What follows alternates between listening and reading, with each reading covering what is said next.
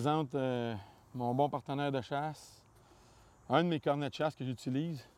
Il date de 1924. Il a passé au travers les époques.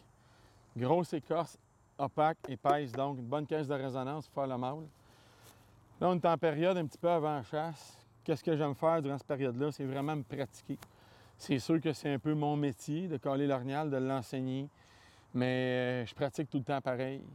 Et je me mets dans l'univers vocal des orignaux. Donc, écouter des DVD, écouter des CD, pratiquer les vocalises d'orignaux pour vraiment être prêt à faire toute l'étendue de leur vocabulaire.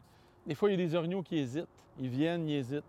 Puis souvent, une de mes techniques favorites, c'est de garder mes meilleurs calls. Mes calls les plus... vraiment qui interpellent le plus les orignaux pour la fin.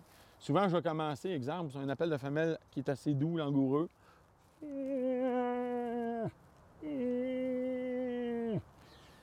Et là, je vais chantonner avec mon orignal. Jamais à 15 minutes d'intervalle. Toujours selon le rythme de mon orignal. Ils craquent des branches et arrêtent. J'essaie de leur convaincre. Souvent, une erreur qu'on fait, c'est de s'arrêter, c'est de dire mon call était bon, d'après moi, il va sortir. Mais souvent, il n'y a pas un orignal pareil. Puis souvent, il y a des orignaux qui ont besoin d'être convaincus. Donc, cassement de branches, jouer dans l'eau, faire comme l'orignal qui mange en jouant avec des feuillages. Il faut entretenir le lien qu'on a déjà avec lui et ne pas le perdre.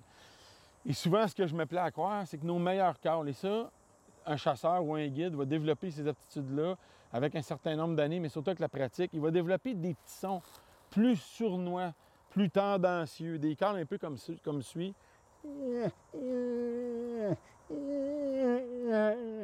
Toutes sortes de petites vocalises plus convaincantes qu'on garde pour la fin. Quand on entend les derniers craquements de branches, on a l'arc, on est prêt, et l'orignal hésite. C'est là qu'on va y aller avec cette musique-là, qui est un peu, dans mon vocabulaire, le slow de l'orignal. On y va vraiment avec une cadence qui est plus convaincante pour le laisser faire les derniers pas. Et si on est à l'arc, peut-être avoir une visée plus facile pour réduire les risques de blessure.